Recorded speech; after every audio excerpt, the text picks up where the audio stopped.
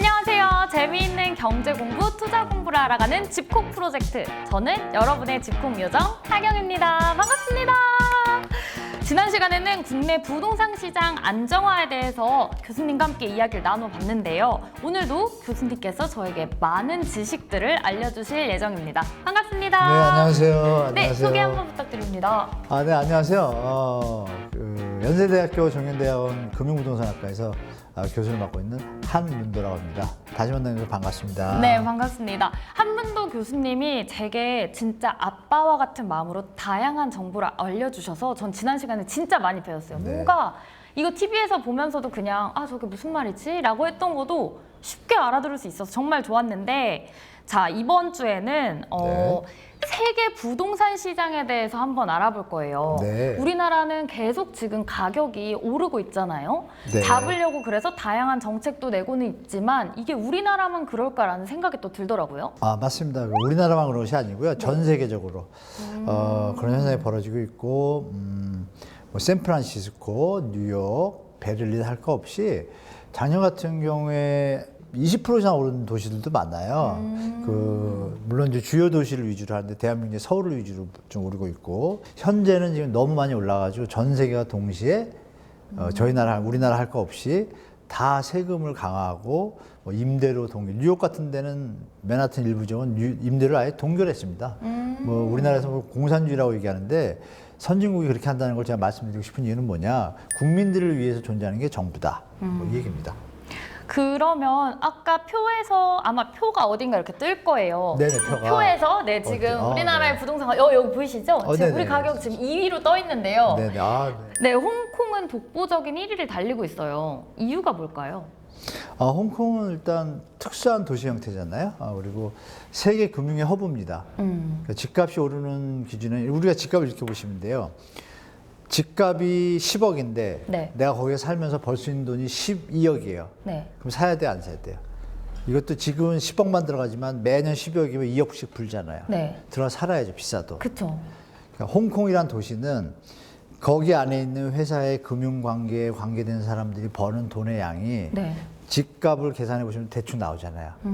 버는 돈이 다른 도시보다 훨씬 많으니까 집값이 오르겠어요, 내리겠어요? 올라가요. 서로 올라가겠죠. 그래서 비싼 거고 또 거기다 밀도가 높잖아요. 땅이 한정돼 있고 네. 그러다 보니까 점점 올라가는데 이제 홍콩 사태 때문에 잠시 지금 늘어진 거고 그러니까 전 세계가 그건 공통적인 현상이에요. 물론 대출 완화나 뭐 버블 어떤 정책으로 인해서 일시적으로 오른 데도 있지만 기본적인 베이스는 그렇게 보시는 게 맞습니다. 그래서 도시들이 인구 밀도가 높은 지역이라 다 높냐? 또 그것도 아니죠. 왜? 지금처럼 집을 샀을 때 이익이 발생하고 어떤 장래 어떤 미래 수익이 계속 확대되는 도시들은 올라가겠지만 네. 어느 한계에 이르게 되면 낮아진다. 예를 들면 팔레스타인. 거기도 인구 밀도가 엄청나거든요. 팔레스타인이 집값이 비쌀까요? 전쟁터인데. 다른 요인 때문에 안 되잖아요. 네. 수익이 그만큼 가서 그 집값이 안 비싸단 말이에요. 그런 것처럼 전 세계의 나라가 똑같은 건 아니고 그 나라의 그 도시가 수익 창출할 수 있는 경제 시스템이 갖춰져 있고 이럴 경우에는 지금 말씀 주신 것처럼 높다. 근데 대한민국의 서울이 2등이다. 라는 것은 누가 봐도 세계 100대 은행에 대한민국 은행이 거의 안 들어가거든요. 네. 좀 과도하게 좀 비싸지 않나라고 판단해도 무방하지 않나 볼 수 있습니다. 이게 우리나라 자체가 되게 작고 땅이 좁은데 인구 밀도가 특히나 서울에 엄청 많잖아요. 맞습니다. 그래서 계속 오르는 걸까요? 83년도부터 2000년도까지 매년 서울과 수도권에서 50만에서 70만씩 인구가 늘었어요. 집은 이제 그만큼 공급을 못했잖아요. 그쵸. 그러면서 더 비싸진 것도 있고. 그런데 이제 데드크로스가 났죠. 자연 출생률과 이제 사망률이 데드크로스 나면서 전체 인구는 지금 감소하고 있지만 핵심 주택 구매, 핵심 연령 인구는 아직도 존재를 해요. 그러나 1, 20년 뒤에는 좀 바뀔 거라고 좀 예측할 수가 있겠죠. 그렇죠. 하여간 서울은 현재까지는 강세를 유지하고 있는데 이 부분에 있어서 다른 나라에 비해서 또 우리나라 산이 많잖아요. 그렇죠. 미국처럼 막 땅이 막 넓어가지고 평야가 많은 게 아니라서 그래서 좀 밀집도가 더 심하다 보니까 요새 몇 년간 좀 과도하게 상승한 국면은 좀 있습니다. 아직까지도 이슈죠. 코로나19가 세계 경제 자체도 다 힘들게 만들었잖아요. 그렇다면 다른 나라도 우리나라와 마찬가지로 부동산 가격도 상승하는 추세였을까요? 네, 다 올랐습니다. 금리를 지금 어려운데 경제 상황에서 어려운데 금리를 올린 순간 전 세계가 동시에 부채에 대해서 지금 완전하게 투명하게 정리가 안 된 상태잖아요. 네. 2008년 글로벌 금융 이후에 좀처럼 회복을 못 하고 있잖아요. 그냥 저금리로 계속 버티고 있거든요. 다들 돈 뿌리고 그 부분이 이제 인류가 처음 겪어보는 지금 경제 상황이거든요. 그쵸. 경제학자들이 요즘 조용하잖아요. 얘기를 안 하잖아요. 그죠? 왜요? 이론이 없으니까 이걸 설명할 이론이 없는 거예요. 단 하나 저금리일 땐 자산 가치가 상승한다. 그건 아는 거예요. 전통적으로. 그러니까 그러면 뭐가 있나 보니까 부동산이 있거든요. 주식은 아슬아슬해. 경제 시스템이 망가지면 날아가는 휴지야. 부동산은 땅이라도 남지. 이런 보수적인 재산에 대한 개념이 부동산 쪽으로 더 몰리게 된 거죠. 그 해지 개념에서. 또 중국에서 또 이제 돈들이 막 중국이 돈을 많이 벌었잖아요. 네. 해외에 막 부동산 사다 보니까 캐나다에서 확 쓸어가지고 캐나다 집값을 막 올려가지고 캐나다 정부가 중국인들은 못 사게 막고 막 이런 일들이 막 벌어지고. 우리나라도 제주도. 네, 조금 막았죠. 조금 네, 막았죠. 100% 안 막고. 뭐 그런 게 전 세계에 벌어졌어요. 그러니까 돈 있는 사람들이 주택 쪽으로 막 가다 보니까 전 세계가 그 와중에 어떤 저금리다 보니까 그 나라 사람들도 저금리면 그동안 배운 게 그거거든요. 집을 사둬야겠구나 무조건. 그건 기본이거든요. 사뒀다가 금리가 올라가는 시점에서 파는 게 이제 투자를 하거나 경제 논리를 펼치는 사람들의 이제 기본적인 페이스예요. 그러니까 그런 부분이 이제 적용됐기 때문에 왔는데 너무 버블의 기미가 보이니까 전 세계가 동시에 또 영국도 대출 규제하고 막 이런 게 동시에 되고 있습니다. 거기다 여러분들 기억나시면 2008년 글로벌 금융위기가 있고 나서 국제회계 기준이라고 있어요. 네. 치시면 나와요. 바젤 3라고. 바젤 3인데 그거를 국제회계 기준을 안 따르면 국제 간의 금융거래 콜 금리가 틀려요. 신용 등급이 대한민국이 낮아져서 조달 금리가 높아지면 우리나라 금리가 다시 오르겠죠. 네.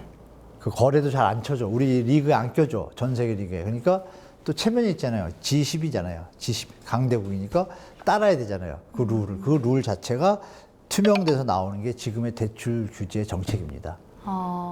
아니 어떻게 보면 저는 아직 우리나라에서 집 사는 것도 힘들고 고민이 되는데 네. 세계 부동산 시장까지 공부를 해야 하나? 이런 생각이 들고 그렇게 생각하시는 분들도 많으실 거란 말이에요. 부동산 시장까지 공부하실 필요는 없고요. 금리만 보시면 됩니다. 금리. 여러분들은 다 일일이 시장을 어떻게 다 봐요. 그쵸. 하나 알려드리면 넘베어라고 NUMBO라고 있어요. 넘베어 치시면 맞나요? 님배온가 넘배온가? 저 몰라요. 전 세계 데이터가 다 있고요. 집값 수준 뭐 이런 게 다 있어요. 그거 한번 보시면 돌아가는 걸 알 수 있고 그거 너무 시간이 걸린다 싶으시면 그냥 우리 저 네이버나 무슨 포털들 창에 딱 보시면 금리가 있어요. 미국 국채 금리만 잘 보시면 미국 국채 금리가 올라간다 그러면 인플레이션의 시작이에요. 그러면 인플레이션이 올라가면 우리가 초등학교인가 중학교 때 배운 게 뭐예요? 금리를 높여야 인플레이션이 가라앉죠. 버블이 안 생기고. 그러니까 금리가 오르면 너무 슬퍼. 팔 생각을 하는 거야. 연구를 하는 사람. 네. 투기성을 하는 사람은 팔 생각을 할 수밖에 없고 그냥 나는 우리 사랑하는 부인과 자식과 살고 이분들은 신경 안 써요. 그죠? 근데 시장은 항상 팔고 사는 매수자에서 벌어지잖아요. 맞아요. 그럼 매수자는 또 어떻게 돼요? 대출 받으려니까 금리가 높아. 안 사? 안 사요. 안 사죠. 그럼 시장이 어떻게 돼? 이렇게 되겠죠? 그냥 조정받고 이제 경제가 좀 안정되면 다시 또 오르겠죠. 왜? 돈을 모으면 뭘 하겠어요? 밥 먹고 차 사고 그다음에 집 사야죠. 집 샀는데 처음에 10평이야. 그럼 무슨 집을 사야 돼요? 20평. 그다음에 30평. 30평. 그다음에 50평. 한없이 하지 마시고 30평이면 쓸만하고요. 30평에서 어떻게 해야 돼? 전원주택? 30평에서 이제 좋은 주택, 똑같은 30평인데 좋은 동네, 더 좋은 새로 지은 집 이렇게 이제 변하는 거죠. 네. 그렇게 보시면 되겠습니다. 집을 짓는 건 아닌가 봐요. 네, 그렇죠. 아쉽네요. 집 네. 짓고 살 꿈을 꾸고 있었는데. 아니죠. 우리 저 앵커님께서 현명한 생각을 하신다면 지금 진짜 부자들은요, 이 논인지 밭인지 도시인지 헷갈린 데도 있죠. 네. 그런 데 가가지고 딱 집 짓고 삽니다. 맞아요. 골든 리트리버 딱 데리고. 맞아요. 네. 큰 강아지. 그럼 뭐 개인마다 차이는 있겠죠. 그건 이제 개인 성향이니까 뭐 앵커님은 지으시는 게 더 좋지 않을까. 감사합니다. 네, 재미있는 경제 지금 부동산에 대해서 배워봤는데요. 뭔가 집을 짓고 살 수 있는 꿈이 조만간 이루어질 것 같고요. 한문도 교수님과 함께 오늘은 세계 부동산 시장에 대해 한번 살펴봤습니다. 우물안 개구리가 되지 않으려면 금리도 알아보고 또 전 세계 시장도 알아보면서 부동산을 배워야지만 좀 더 빠삭하게 알 수 있지 않을까 생각이 드는 깨달은 시간이었습니다. 다음 시간에도 한문도 교수님과 함께하는 부동산 이야기를 기대하며 저희는 여기서 마무리하겠습니다. 감사합니다. 감사합니다.